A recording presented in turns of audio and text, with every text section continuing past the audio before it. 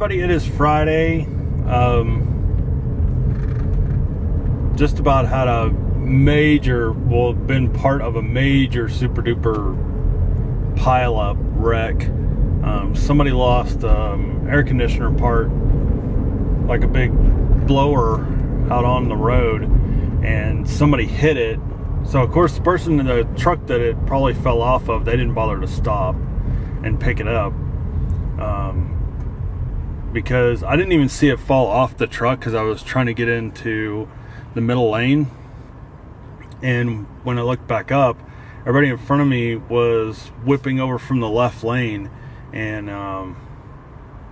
like I couldn't go all the way to the right because there was somebody right next to me, and so I just slammed on my brakes, and then as soon as that person passed me, whip over really quick in front of somebody else because there was other people in the left lane trying to come over into the center lane. It was bad. If people hadn't been paying attention, somebody would have been on their phone, would have been screwed. But I did notice somebody on the side of the road there, they had a Mini Cooper and it was all smashed in. So obviously they hit it first. So that sucks. That stuff like that, I think if the parts are traceable, they need to trace it and find out who dumped it and make them responsible. But just like my wife's accident where the guy had a bunch of trash and didn't have it tied down, and even got a ticket for it, for not having his trash tied down, he left the scene so that they couldn't prove that it came off his truck, and his insurance company's like, yep, didn't come off our truck, sorry. So now we'll have to end up suing them to recover anything to get my wife's car fixed. So I don't think we're going to keep that car anyway, so I guess it really doesn't matter at this point. But that's why I told her, I said I'm so tempted just to install these cams in the cars. I found a place that's got them for like $89 and record everything. That way, if something does fly off somebody's truck and hits our car, we have video proof of it. Their insurance can say whatever they want. If we have actual proof of it, then we just go in front of a judge and show them that, and then that's the end of it. Alright, so I'm headed to lunch. It's been one hell of an interesting day, that's for sure.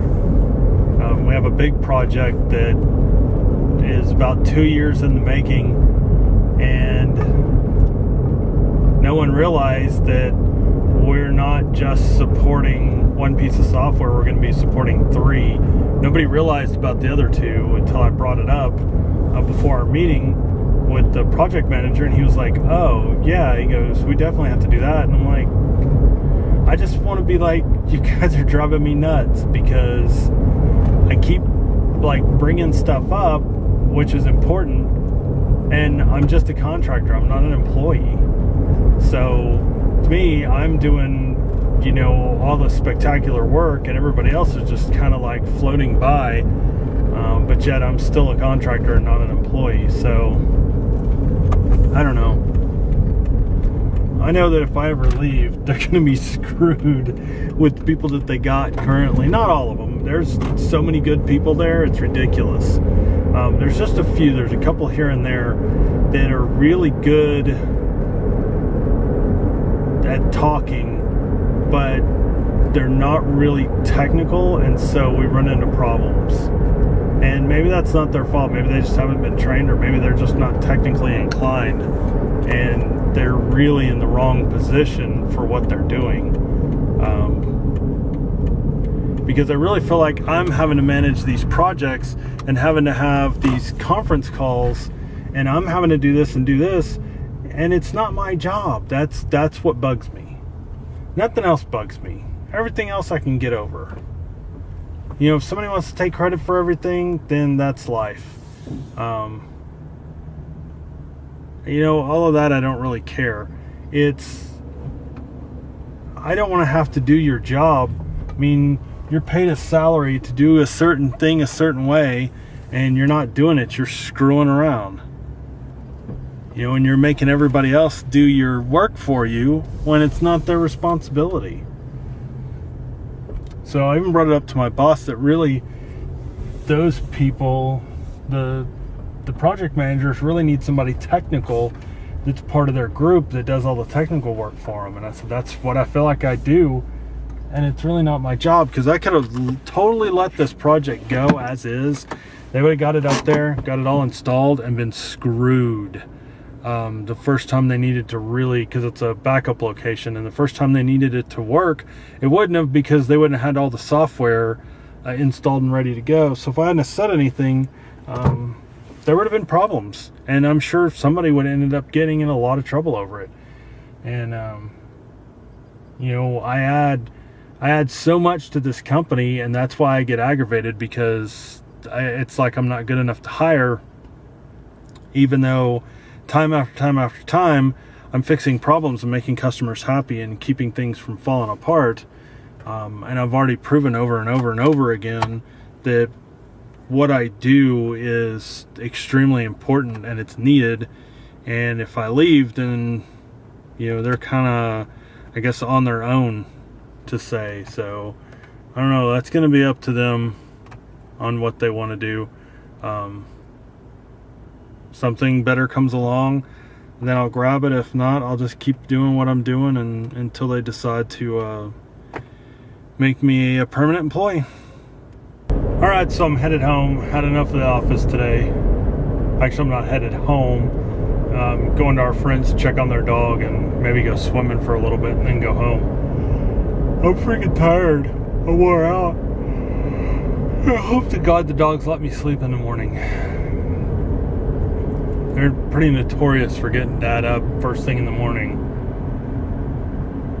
Usually they let me sleep, you know, a couple more hours than I normally do, and get me up around 9:30. Somebody will come slap me in the face or just stare at me until I get up. So